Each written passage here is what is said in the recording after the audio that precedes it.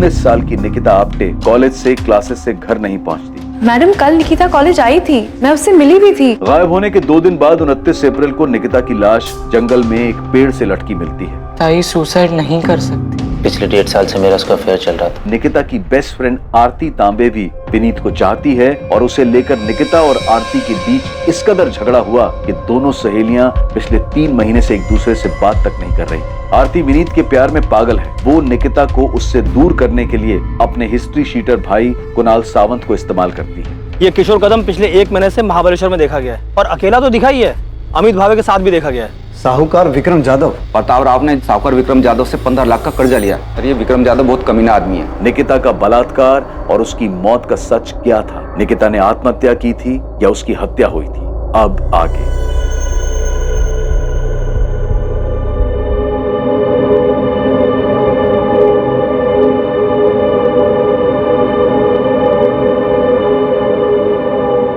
इंसानी दिमाग के बारे में सिर्फ एक चीज निश्चित है और वो है उसकी अनिश्चितता। इच्छा और स्वार्थ इंसान की सोच को किस हद तक गिरा सकती है, इसकी कल्पना कर पाना भी असंभव है। वो क्या चीज है जो इंसान के दिमाग को गलत काम, जुर्म करने के लिए उकसाती है, ये कह पाना मुश्किल है।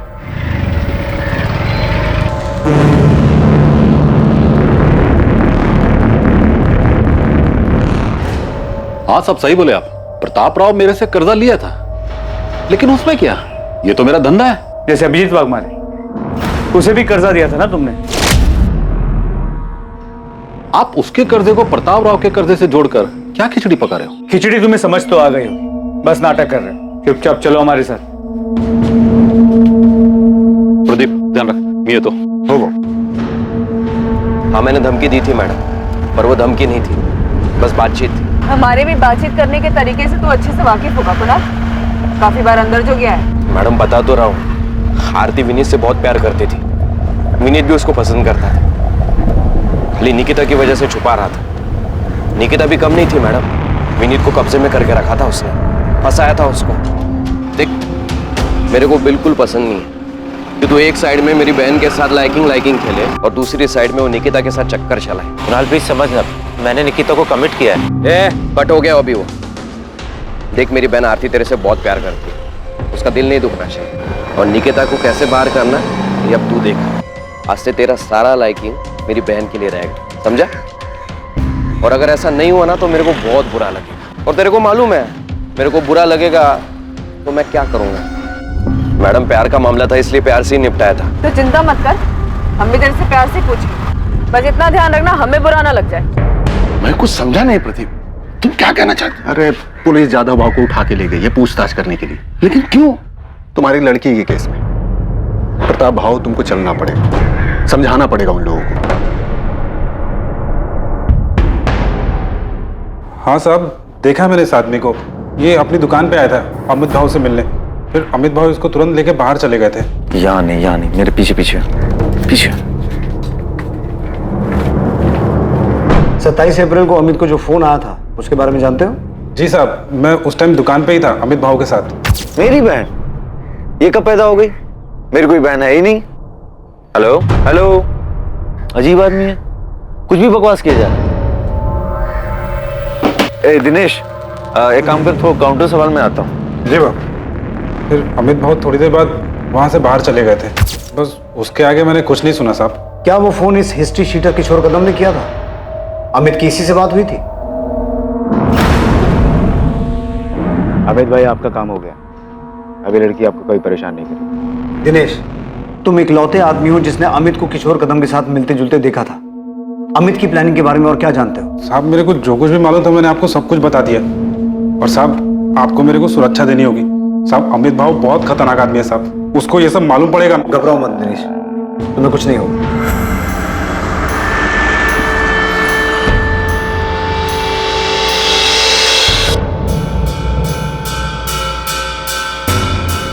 मोहिते, माने, मैंने महाबलेश्वर पुलिस को फोन कर दिया है, अभी निकलो, अमित भावे को उठा के लाओ। जी सर।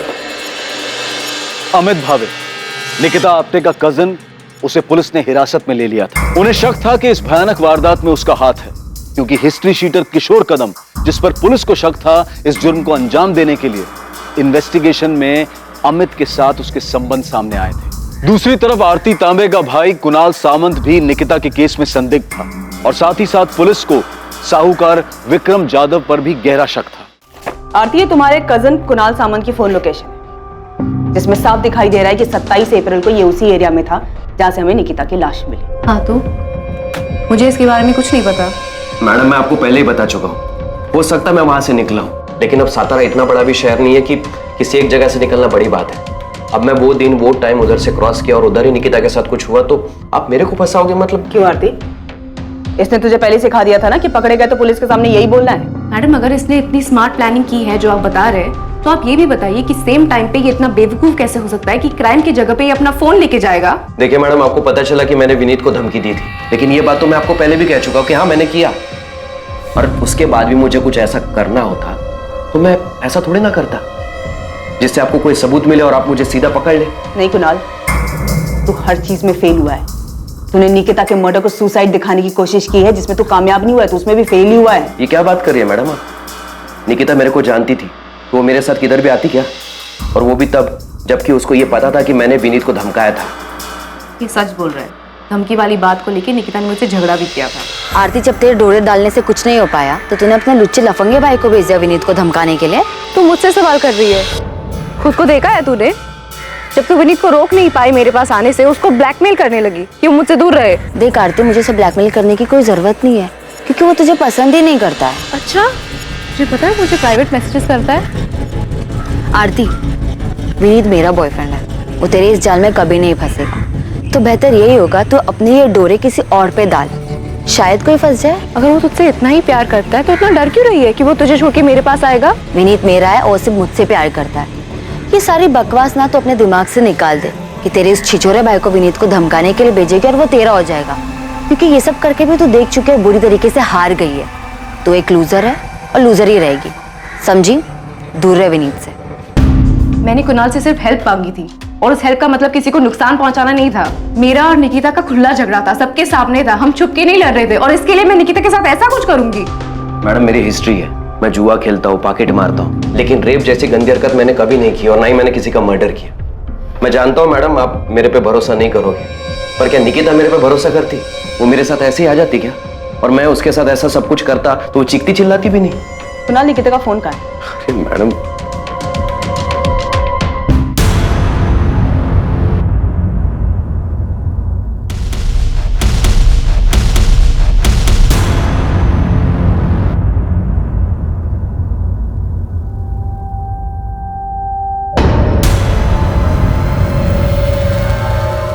हमारे पास सबूत है कि 27 अप्रैल को जब निकिता का रेप और मर्डर हुआ था तो क्राइम सीन के आसपास ही था। मैडम, उस दिन मैं किसी काम से वहां गया होऊंगा, पर मैं निकिता को नहीं मिला।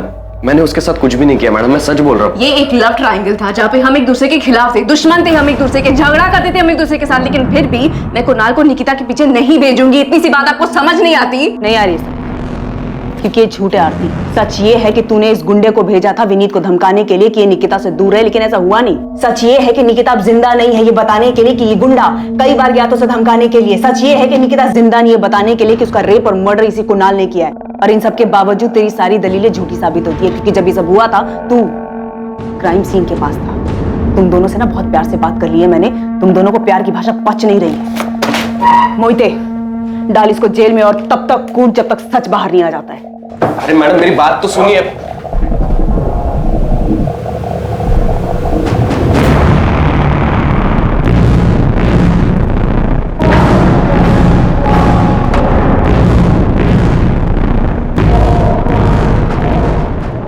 अगर हम विक्रम जाधव से पूछताछ कर रहे हैं तो इसमें आप इतना परेशान क्यों हो रहे हैं? आप मेरी परेशानी अच्छी तरह समझते हैं साहब। घुमा फिरा के आप यही कहना चाहते हैं ना साहब कि मैंने जाधव बाबू से कर्जा लिया था और अपनी बेटी को उसके पास भेजा था ताकि ये कर्जा माफ हो जाए। हमने तो ऐसा नहीं कहा। तो फिर और क्या पूछेंगे विक्रम बाबू से आप?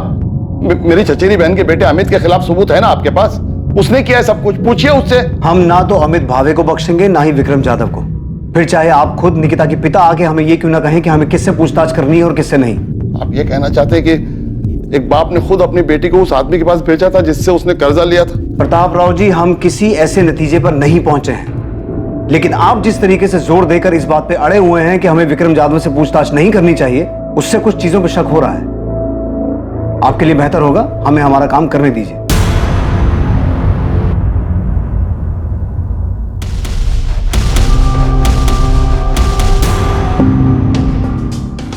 अलका और अभिजीत के सुसाइड करने के बाद मैं माना था मैं गलती किया था, एक जानवर जैसा नहीं, तू जानवर ही है विक्रम जाधव। हाँ साहब, मैं माना मुझे वैसा नहीं करना चाहिए था। जिस बात से बाद में तू अदालत में मुकर गया कि तूने अलका वाघमारे के साथ ऐसा कुछ किया था, और वो बेचारी भी मरने से पहले सब कुछ छोड़ के नहीं गई जिससे तुझे तेरे किए की सजा मिले। सूर्वे, हमारे पास इस बात के पुख्ता सबूत थे कि अलका वाघमारे को विक्रम जाधव की कोठी के बजाय फ्लैट पे बुलाया गया अकेले, जो कि मानदेव चौक में है। हमने विक्रम जाधव को अरेस्ट भी किया और उसने यही कहा कि उसने कभी पैसों को लेकर अलका या उसके पति पे दबाव नहीं डाला। मूल तो छोड़ो, 2 साल से ब्याज भी नहीं दे पा रही थी, जिसका इसने फायदा उठाया, और जब ये नहीं टूटा तो हमने इसके राइट हैंड प्रदीप को तोड़ा।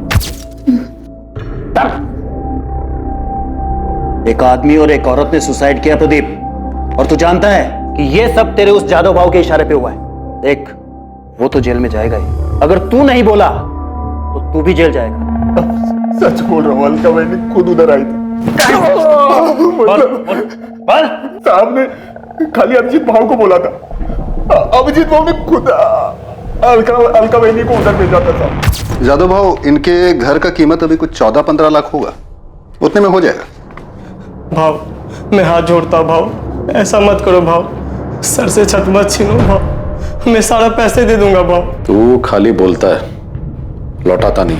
शुरू में खाली 4 महीना तू ब्याज भरा है, उसके बाद हर बार तू आता है खाली जबान देकर चला जाता है। अभी क्या करेगा तेरा खाली जबान का मैं? जैसे जैसे होगा पैसे दे दूंगा भाव। ठीक है, अभी अगर तू ये जबान और दुहाई देने की बात छोड़कर कुछ और देने की बात करे तो मैं तेरा थोड़ा बहुत ब्याज, थोड़ा बहुत क्यों, बहुत सारा पैसा भी माफ कर सकता हूं। जादव भाव ने खाली प्रपोजल दिया था, कोई जबरदस्ती नहीं की थी। प्रपोजल नहीं कहते हैं इसे कहते हैं मजबूरी का फायदा उठाना, समझा? जिस दिन तेरे सेठ ने अलका के साथ ये सब कुछ किया था ना, उसी दिन अलका और उसके पति अभिजीत ने सुसाइड कर लिया था। पाड़ेकर, तुम्हें क्या लगता है निकिता के केस में भी यही हुआ होगा? इस विक्रम जाधव ने निकिता के बाप को प्रपोजल दिया, विक्रम ने निकिता के साथ जबरदस्ती की, और 100% यही हुआ होगा। नहीं तो एक सीधी सादी पढ़ने लिखने वाली लड़की जिसकी लाइफ में कोई प्रॉब्लम नहीं है, वो भला अचानक सुसाइड क्यों करेगी? पता नहीं, लेकिन मुझे यकीन है कि ये सुसाइड नहीं, मर्डर है। फिर बोल नहीं सकता, मगर ये कंफर्म है कि ये आदमी औरतों के मामले में घटिया है। साहब, मैं मानता हूं मैं गलत किया, पर अभिजीत और अलका के बाद आई शपथ मैंने ऐसा कुछ नहीं किया। और ऊपर से जब मेरे को पता चला कि प्रताप राव के साथ ऐसा कुछ हुआ है, तो मैंने सामने से खुद जाकर उसका कर्जा माफ किया। तो तू अब धर्मात्मा बन गया है जो सामने से जाके माफ किया? नहीं साहब, मैं धर्मात्मा नहीं बना साहब, मैं डर गया था। जब मुझे पता चला कि प्रताप राव के लड़की ने सुसाइड की करके, तो मेरी हालत टाइट हो गई। मैं समझ गया कि ले दे के प्रताप राव के कर्जे की बात सामने आएगी तो मेरी भी हिस्ट्री खुल जाएगी। इसलिए साहब मैं सच बोल रहा हूं, मैंने सच्चे मन से उसका कर्जा माफ किया। साले, पहले उसकी बेटी के साथ ये सब करेगा, फिर कर्जा माफ करने का नाटक करेगा? नहीं साहब, मैंने कुछ नहीं है किया साहब, आप बेकार में मेरे पीछे पड़ के असली मुजरिम को खुला छोड़ रहे हो। आई शपथ, मैं बोल रहा हूं साहब, मैंने कुछ नहीं किया साहब, मैंने कुछ नहीं किया। सचिन, इसके राइट हैंड प्रदीप को उठाओ। अलका वाघमारे केस में वो टूटा था, इस केस में भी वही टूटेगा। तबीयत से धुलाई करो उसकी। लेकिन सर, मुझे नहीं लगता कि इस केस में ये विक्रम इन्वॉल्व है। अलका वाघमारे केस में विक्रम ने अलका का यूज किया और उसके बाद अलका और उसके पति ने सुसाइड किया। लेकिन सर, इस केस में सचिन, मैं जानता हूं तुम्हें लगता है ये सुसाइड नहीं मर्डर है, लेकिन अगर कोई इस केस को सुसाइड की शक्ल देकर मर्डर को छुपा सकता है, तो सुसाइड को कवर अप करने के लिए कोई इस केस को मर्डर की शक्ल भी दे सकता है। ये जादव बहुत घटिया इंसान है। ब्याज कम करने के नाम पर अभिजीत वाघमारे को उसकी बीवी को अपने पास बुलाने का प्रपोजल दे सकता है, तो ये भी कर सकता है। ऐसे वाहियात इंसानों की फितरत कभी जाती नहीं। इसे लगा ही नहीं होगा कि निकिता सुसाइड कर सकती है। इसे क्या, निकिता के बाप को भी नहीं लगा होगा। बाहर वाले लोग जो बातें बना रहे हैं सो अलग, और मालती, शिवम, तुम लोग मुझसे ऐसे घटिया सवाल कैसे कर सकते हो कि मैंने निकिता को जादव के पास भेजा था? तुमको लगता है कि मैं ऐसा करूंगा? और आपको क्या लगता है ताई सुसाइड क्यों करेगी? उस आरती की वजह से। उसने सुसाइड नहीं किया है, ये सब उस कमीने अमित भावे ने किया है। उसने पुलिस को झूठ बोला है कि उसको गुमनाम फोन आया था। ये सब उस हिस्ट्री शीटर किशोर कदम ने किया है। पुलिस उस किशोर कदम को पकड़ नहीं पा रही है, इसलिए अपने आप को बचाने के लिए विक्रम की बलि चढ़ाना चाहती है।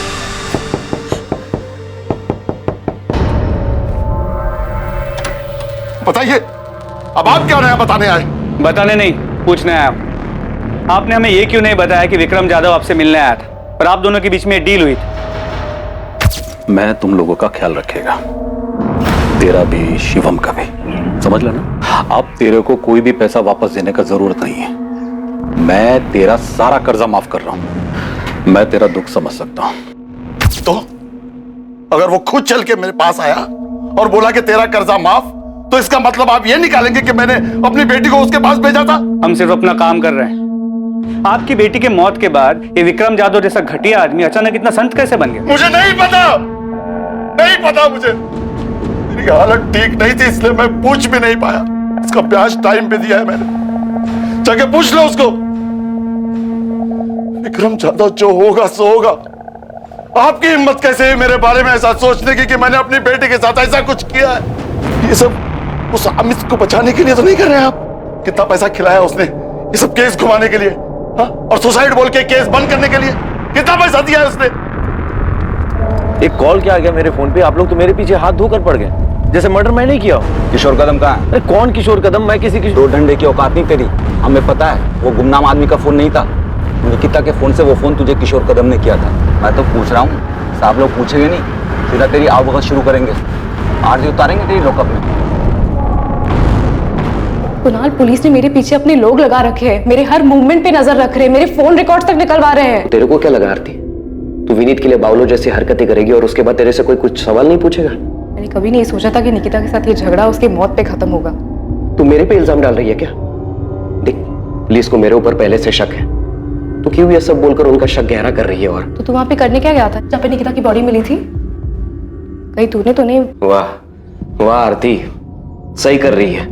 पर याद रख, अगर तू ये सब मेरे पर थोपेगी ना, तो तू भी मेरे साथ कटघरे में है। मैं समझ गया तू कितनी सेल्फिश है। तूने विनीत के लिए मेरा यूज किया, और अब जब निकिता मर गई तो खुद को बचाने के लिए मुझे बलि का बकरा बना रही है। एक बात याद रख, अगर तू मुझे फंसाएगी ना तो तू भी नहीं बचेगी।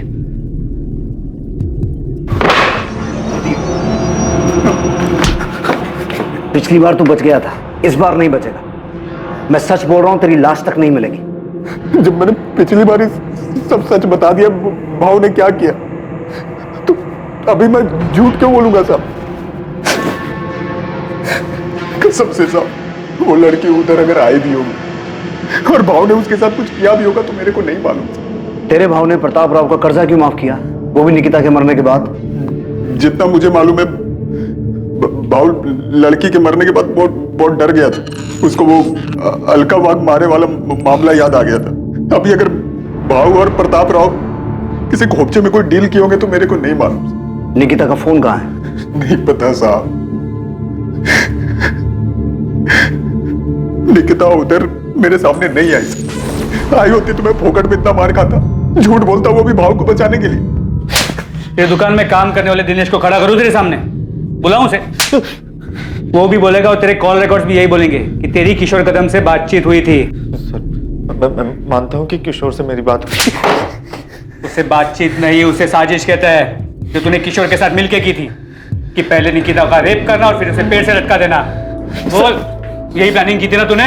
नहीं सर, मैंने किशोर कदम को हायर किया था सिर्फ प्रताप मामा को धमकाने के लिए, ताकि वो मेरी जमीन मुझे वापस कर दे।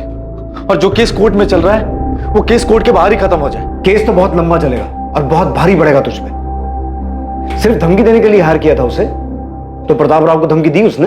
सर मुझे नहीं पता कि काम किया कि नहीं किया, लेकिन निकिता को नुकसान पहुंचाने जैसी कोई बात नहीं हुई थी। भाव, खाली धमकी देने से कुछ नहीं होगा। उनको मालूम हो जाएगा धमकी तुम दिलवाए। पहले से कितना लुच्चा है तुम लोगों का, मालूम नहीं है तुमको?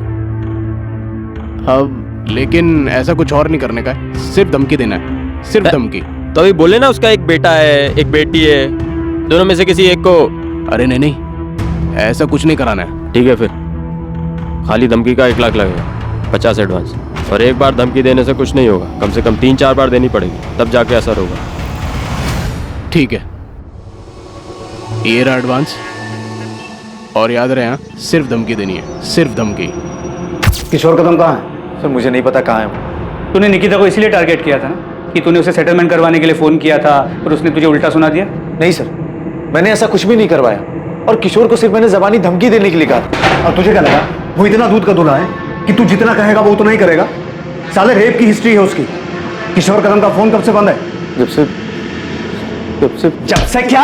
जब से निकिता के नंबर से मेरे नंबर पे फोन आया था, तब से उसका नंबर बंद है। तुझे उस दिन फोन किशोर ने किया था, अपने फोन की बजाय निकिता के फोन से। उल्टा तुझे टोपी पहना गया वो, है ना? तो मुझे भी उस दिन 1 मिनट के लिए ऐसा ही लगा था कि कहीं किशोर ने कोई अलग कांड तो नहीं कर दिया, लेकिन मैं सच कह रहा हूं, उस दिन फोन पर किशोर नहीं था। अजीब आदमी है, कुछ भी बकवास किया जा रहा है। तो मुझे बाद में ठनका कि कहीं किशोर ने मुझे फंसाने की कोई चाल तो नहीं चल दी। सर मैं बहुत घबरा गया था। मैंने किशोर को फोन किया, उसका फोन बंद आ रहा था। सर आज तक बंद है। तो तू उसी टाइम समझ गया था कि बहन मतलब निकिता, और किशोर ने 100% उसके साथ कुछ किया है। उस दिन किशोर को सिर्फ मैंने धमकी देने के लिए कहा था और कुछ नहीं। और जो फोन पे आवाज थी सर, वो किशोर की नहीं थी। सर मैं सच कह रहा हूं, मैं झूठ नहीं कह रहा। उस समय तक सारे नंबर मेरे मोबाइल में ट्रांसफर नहीं हुए थे और किशोर को सिर्फ मैंने धमकी देने के लिए पैसे दिए थे। अच्छा, मतलब वो रेप और मर्डर उसने अपने मन से किए थे। चल मान लिया हमने कि तू बहुत ही शरीफ आदमी है। जा महाबलेश्वर जा अपने घर, जा आराम कर, जा जा। जब तक किशोर कदम मिल ना जाए ना, इसकी खूब सेवा करो, दिल से सेवा करो। निकिता के साथ जो कुछ भी हुआ है, यही साला उसकी जड़ है। सर मैं सच कह रहा हूं, मैंने कुछ नहीं किया सर।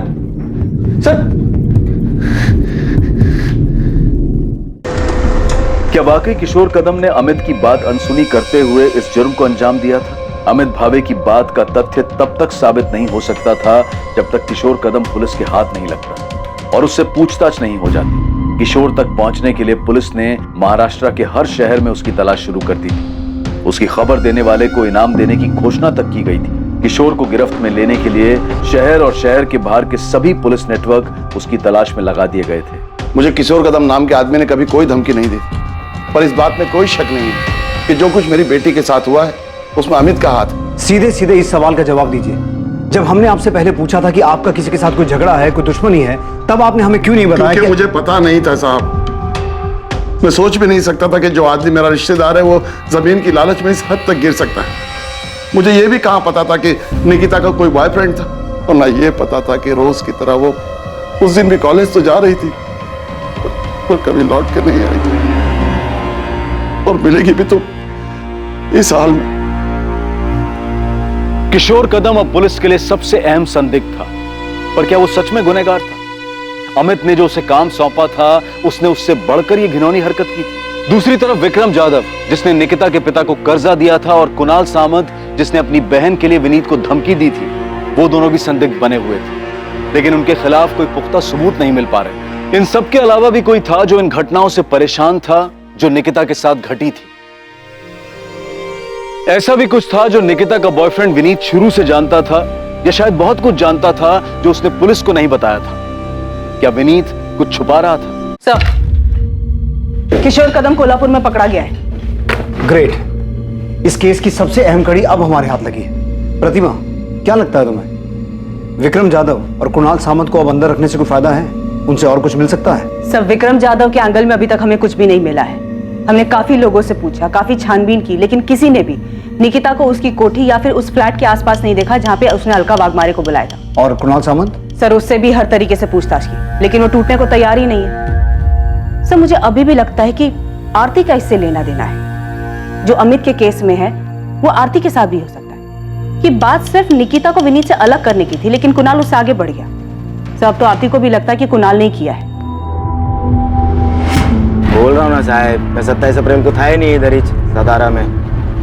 किशोर तो एक केस में बेल पे है ना, पर घबरा मत, इस केस में तो जेल नहीं जाएगा। हाँ साहब, इधर एनकाउंटर करके केस बंद करने का प्लान है, तो इधर ही ठोक दो ना। काय को खाली पोकट सतारा में लेके जा रहे हो? मैंने तो सिर्फ अपना हिस्सा मांगा था। क्या गलत कर रहा था? क्या गलत था इसमें? ऐसे किसी गुंडे को पैसे देकर धमकी दिलवाना सही काम है? पैसे देकर धमकी इसलिए दिलवाई ताकि कोर्ट के बाहर से मामला सेटल हो जाए। अमित जो आदमी गुंडा है, पैसे लेकर धमकी दे रहा है, बहुत कुछ करेगा तो रोक लेगा उसे। अब फंसा दिया ना उसने तुझे। सोचा है कभी तेरी वजह से निकिता के साथ में क्या हुआ है? भाई मैंने उससे नहीं कहा निकिता के साथ ये सब करने के लिए। मैंने तो सिर्फ उससे कहा। अमित याद रखना, अगर ये पता चला ना कि निकिता के साथ में उसी ने ये सब कुछ किया तो तू भी उसी जुर्म में अंदर जाएगा। जरा से जमीन के लालच ने तुझे क्या से क्या बना दिया।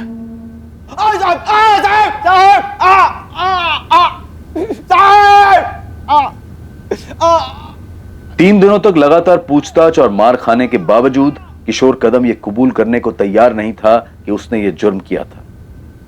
वो सिर्फ इस जुर्म से ही नहीं बल्कि इस बात से भी इनकार कर रहा था कि अमित भावे से पैसे लेने के बावजूद उसने कभी निकिता को निशाना बनाया या उसके परिवार के किसी इंसान को धमकी भी दी थी।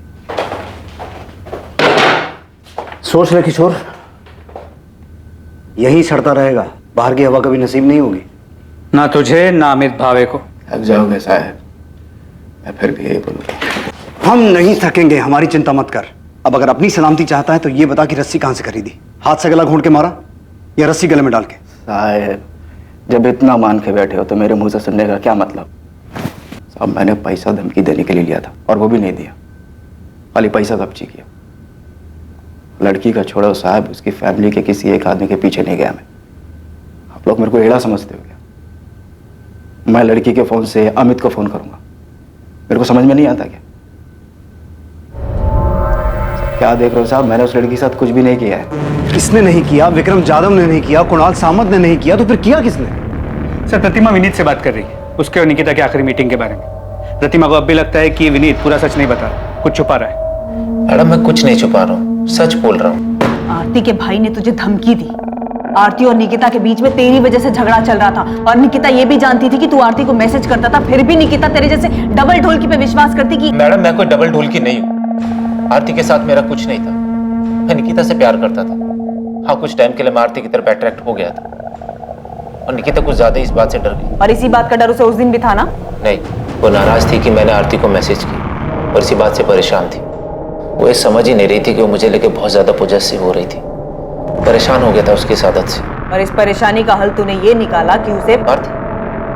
नहीं बिल्कुल नहीं, आप मुझसे थोड़ा तंग जरूर आ गए। निकिता तुम सिर्फ अपने बारे में सोचती हो, तुम्हें जो ठीक लगता है वही होगा और मैं चाहूं या ना चाहूं मुझे भी वही करना पड़े।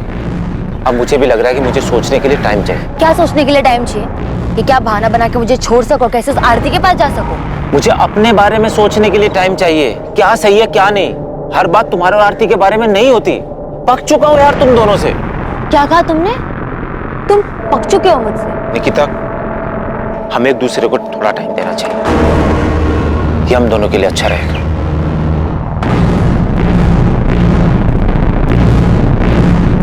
Bye bye.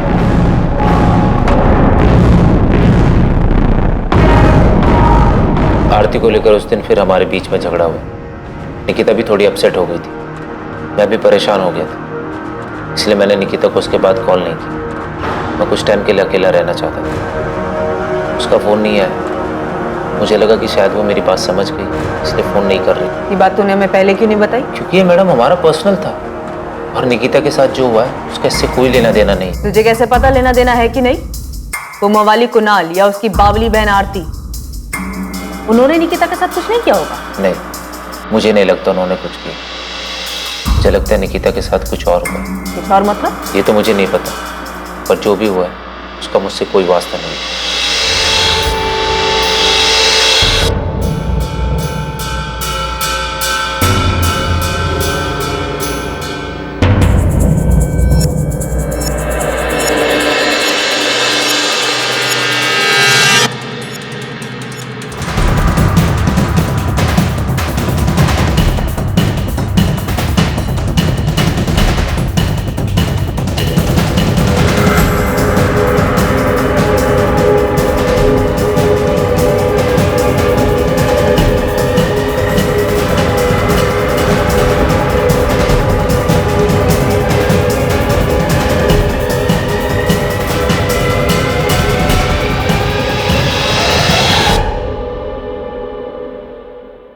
सर मुझे लगता है कि हम इस बात पे अटक गए हैं कि निकिता का मर्डर हुआ है, जो कि इन सस्पेक्ट में से किसी ने अपना मकसद पूरा करने के लिए किया है। प्रतिमा फिर से ये मत कहना कि तुम्हें अब भी लगता है कि ये सुसाइड का केस।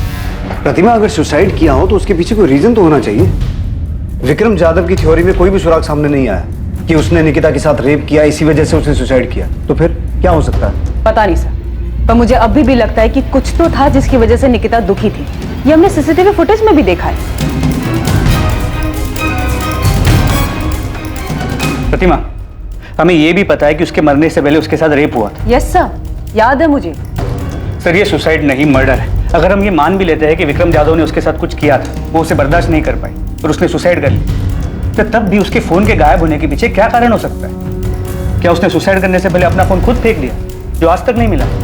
सर, इससे ये साफ हो जाता है कि ये सुसाइड नहीं मर्डर है, और ये मैं 100% श्योर होके कह सकता हूं।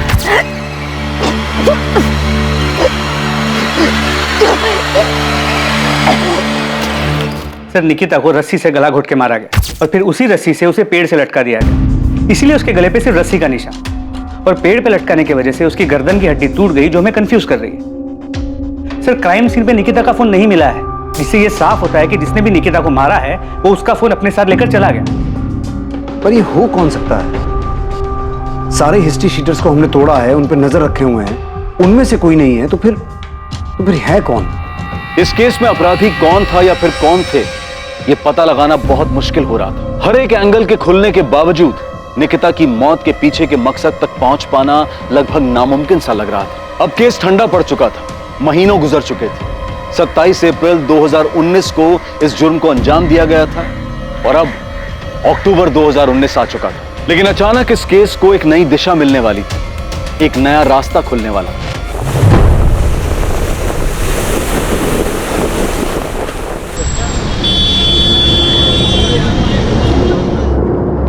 हाँ, IMEI नंबर यही है, ये निकिता आप्टे का ही फोन है।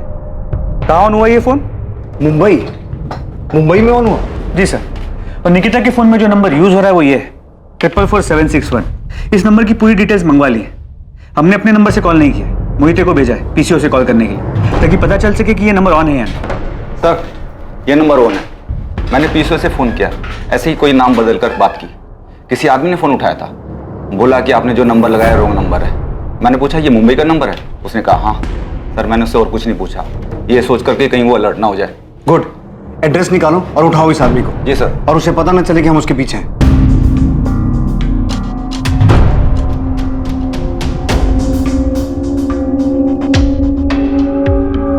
सर, नंबर किसी अविनाश मोरे के नाम पे रजिस्टर्ड, कांदिवली का एड्रेस। फौरन मुंबई के लिए निकलो और इस आदमी को उठा के लाओ। प्रतिमा, इसकी फोटो निकिता की फैमिली को दिखाओ और पता करो इसे पहचानते हैं क्या, और ये भी चेक करो इसकी कोई क्रिमिनल हिस्ट्री है क्या। ठीक है सर।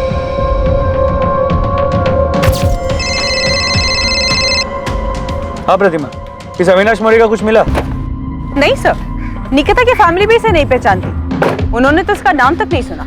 ताज्जुब की बात, इस अविनाश मोरे ने अब तक फोन स्विच ऑफ नहीं किया, लगातार ऑन आ रहा है। सर, मैंने साइबर टीम से दोबारा चेक किया, ये निकिता का ही फोन है।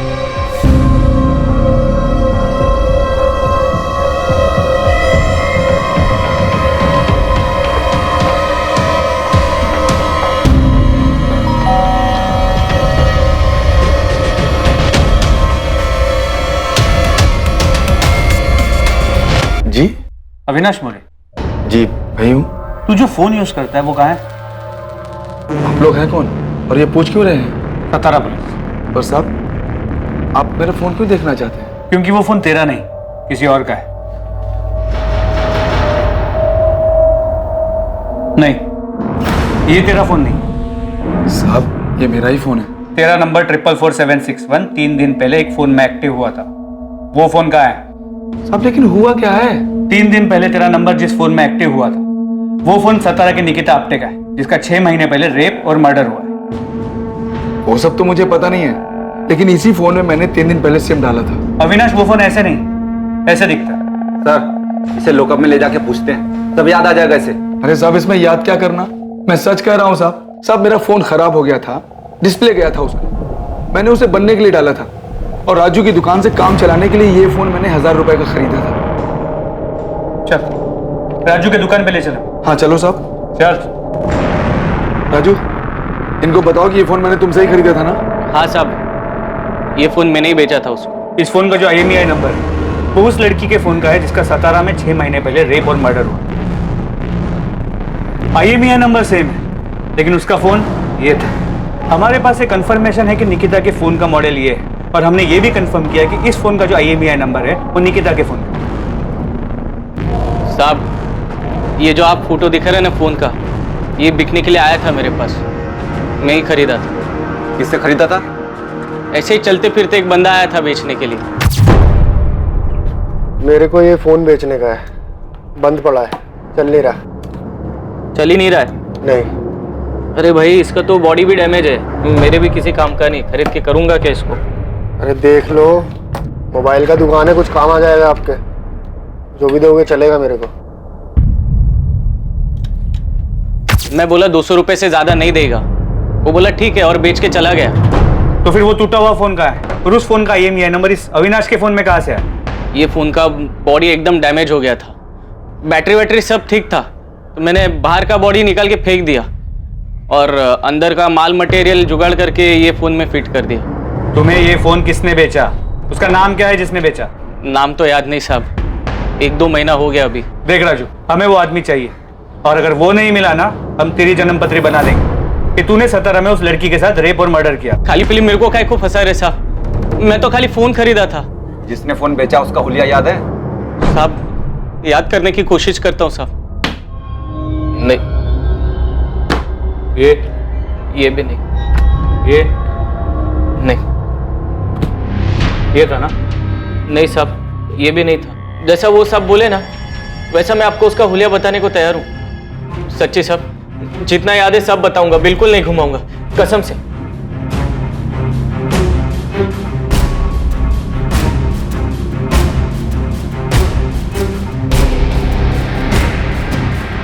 सर, राजू सच बोल रहा है।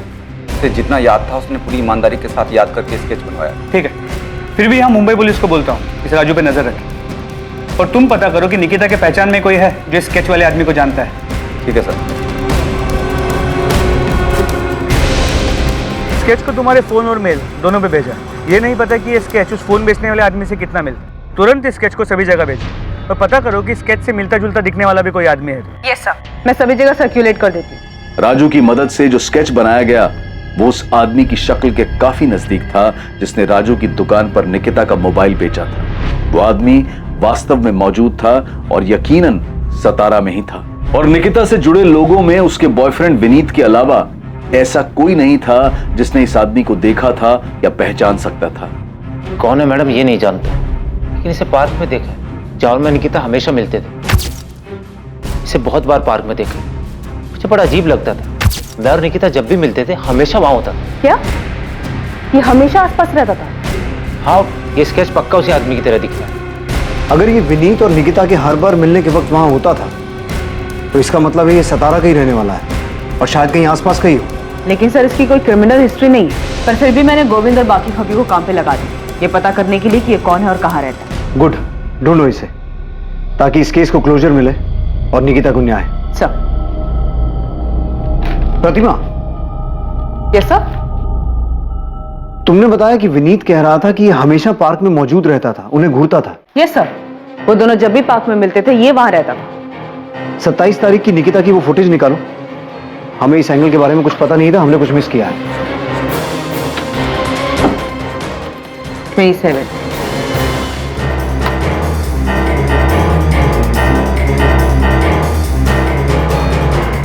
ये निकिता निकली, इसके पीछे तो नहीं दिख रहा है। एक काम करो, निकिता के दिखने से 5-10 मिनट पहले का फोटो चेक करो।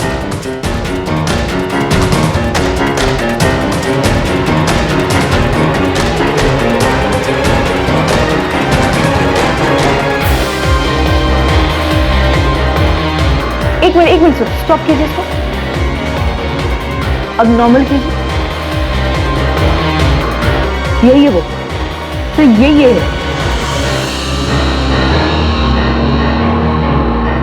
हाँ हाँ सर, ये वही आदमी है क्या? इसी ने निकिता के साथ निकिता का मोबाइल इसके पास था जो उसने मुंबई में जाके बेचा। ये है कौन? साहब इस तरफ प्रशांत केलकर नाम है इसका, इलेक्ट्रिशियन है, यहीं सातारा का ही है। पुलिस ने इस आदमी का स्केच बनवाया था, उसे 27 अप्रैल की सीसीटीवी फुटेज में पहचान लिया गया और पुलिस अपने मुखबिर की मदद से उस तक पहुंच गई। जी चल आजा। क्या हुआ साहब, क्या बात हो गई? साले 6 महीने से भटका रहा है, पूछ रहा है क्या हो गया? मुझे नहीं पता क्या हुआ। चल अब चल। प्रशांत केलकर नाम है, इलेक्ट्रिशियन है। विनीत ने बताया कि निकिता विनीत जब भी पार्क में मिलते थे ये हमेशा वहां होता था। ये कौन?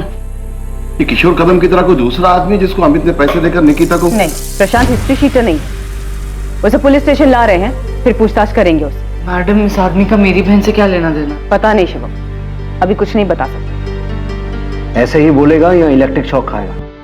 बिना झटका खाए बोल दे, बेहतर। निकिता का फोन तेरे पास था, उस मोबाइल शॉप वाले राजू ने तुझे पहचान लिया।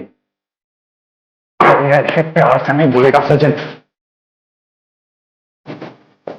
प्रशांत क्यों कर? निकिता के साथ वो सब तूने किया ना? मैं सही बोल रहा हूं?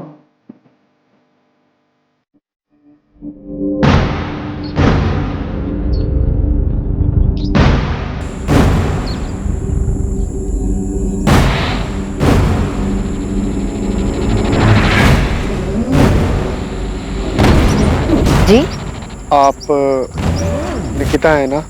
हाँ, क्यों? आपसे कुछ जरूरी बात करनी है। क्या बात करनी है? आप हो कौन? वो मैं आपके पापा को जानता हूँ। पहले बताओ तो सही, आप हो कौन? क्या बात करनी है आपको? ये क्या कर रहे हैं?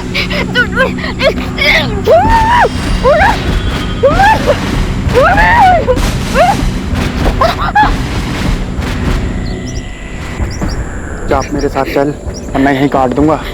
प्लीज मुझे जाने दो। मेरे बैग में कुछ पैसे, मेरी घड़ी, मेरा फोन सब ले लो। प्लीज मुझे ऐसे जाने दो।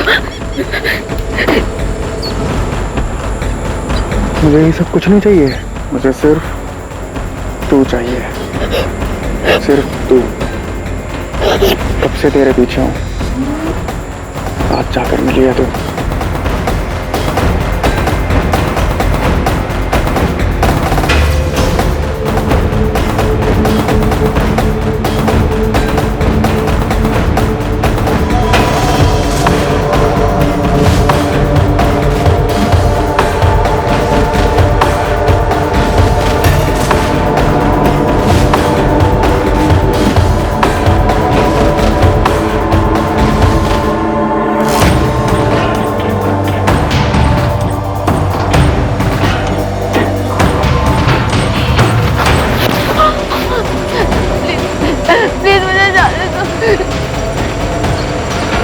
हटाए सब, मुझे तेरे को वैसे देखना है जैसे मैं तेरे को सपने में देखता हूँ। प्लीज प्लीज मुझे जाने दो, मुझे अपने घर जाना। जाने दूंगा, बस एक बार मेरे को। क्या एक बार?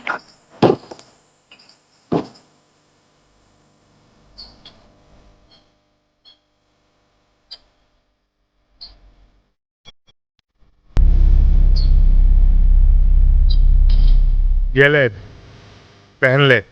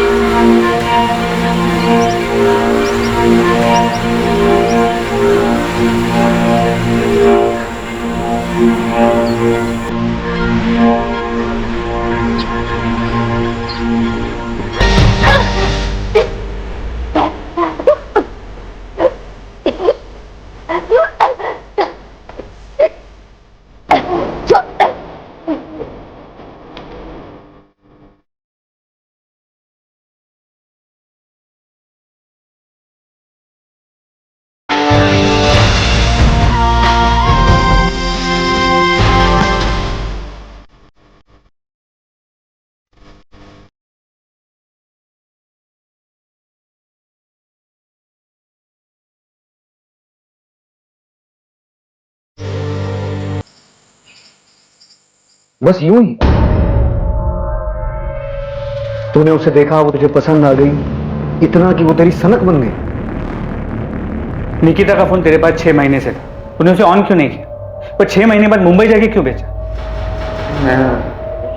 मैं अखबार में पढ़ रहा था। जोर से बोल, जोर से बोल, सुनाई देना चाहिए। मैं मामला ठंडा होने का इंतजार कर रहा था। 27 अप्रैल का दिन तूने इसलिए चुना क्योंकि निकिता उस रास्ते से जाने वाली थी। हाँ, मैंने पहले भी कई बार कोशिश की थी, पर सड़क पर कोई ना कोई आ जाता था। तो तूने देखा कि 27 तारीख को उस रास्ते पे आसपास कोई नहीं था, सुनसान था, तो तूने ऐसा किया? हाँ। तूने निकिता के भाई अमित को फोन क्यों किया? तू जानता है उसे? नहीं। तो उसे फोन क्यों किया? मुझे बुरा लगा कि उसके परिवार वाले परेशान हो रहे होंगे कि कहाँ गई, तो इसलिए मैंने उसका फ़ोन उठाया और देखा किसको फ़ोन कर सकता हूँ, तो मैंने उसका नंबर डायल कर दिया। फ़ोन में नाम अमित दादा करके लिखा हुआ था, मुझे लगा दादा लिखा है तो भाई ही होगा, मिला दिया। हेलो, तुम्हारी बहन की डेड बॉडी पड़ी है, आके ले जाओ। कौन बोल रहा है? दिमाग तो सही है तेरा? एक बार में सुनाई नहीं देता है क्या? तुम्हारी बहन की बॉडी पड़ी है, आके ले जाओ। प्रशांत केलकर से बार बार पूछताछ की गई, ये जानने के लिए कि क्या वाकई ये जुर्म उसने अपनी विकृत मानसिकता और यौन आकर्षण के कारण किया था या इसमें कोई और भी शामिल था। पर आखिर तक यही सामने आया कि वो वाकई एक विकृत मानसिकता का आदमी था जो निकिता पर मोहित था, जिसने सिर्फ अपनी हवस पूरी करने के लिए निकिता के साथ बलात्कार किया और फिर उसे मार दिया। अपराधी, अपराध का मकसद और जिस तरह से इस जुर्म को अंजाम दिया गया था, उसने पुलिस तक को हैरान कर दिया था। इस केस में निकिता के परिवार में जो भी मनमुटाव था वो सामने आ गया था। इस केस के जरिए संपत्ति को लेकर चल रहे विवाद के कारण कोई अपना ही निकिता के पिता को धमकी देने, डराने जैसे गलत इरादे रखता था, वो भी सामने आ गया। साथ ही एक लड़के को लेकर लव ट्रायंगल, प्यार के नाम पर दीवानगी भी सामने आई, जिसमें दो बेस्ट फ्रेंड्स के बीच एक लड़के की वजह से दोस्ती में कड़वाहट आ गई थी। पर निकिता के बलात्कार और हत्या का जो अपराधी था, वो निकिता और उसके जानने वालों के लिए चेहरे से, नाम से पूरी तरह से गुमनाम था। प्रशांत केलकर का इससे पहले कोई क्रिमिनल रिकॉर्ड नहीं था और साथ ही मनोवैज्ञानिक जांच में भी ऐसा कुछ सामने नहीं आया कि उसे कोई मानसिक बीमारी थी। वो पूरी तरह से सामान्य था। ये बेहद दुखद है कि 19 साल की निकिता को किसी की सनक और दिमागी गंदगी की वजह से अपनी जान गंवानी पड़ी। इस केस में जो सबसे बड़ा सवाल पैदा होता है वो ये कि ऐसी विकृत मानसिकता जो सड़क पर चलते इंसानों को, अपने आसपास के लोगों को शोषण का सामान मानती है, उस विकृत मानसिकता को पहचाना कैसे जाए। दरअसल ये मुश्किल है, आसान नहीं है, लेकिन जब भी किसी पर कोई शक हो या पता चले कि आपके आसपास ऐसा कोई व्यक्ति है तो तुरंत उसकी शिकायत करें। ऐसे लोगों से डरने की बजाय हिम्मत दिखाकर पुलिस में उनकी शिकायत करें और उन्हें उनकी सही जगह पर पहुंचाएं। खुद को और अपने आसपास के माहौल को सुरक्षित बनाएं। अब मैं अनूप सोनी आपसे विदा लेता हूं, फिर मुलाकात होगी एक और नए केस के साथ। देखते रहें क्राइम पेट्रोल सतर्क, सोमवार से शुक्रवार रात 10:30 बजे। और याद रखें, क्राइम और आपके बीच में सिर्फ इतना फर्क है कि आप कितने सतर्क हैं। सतर्क रहें, सुरक्षित रहें। जय हिंद।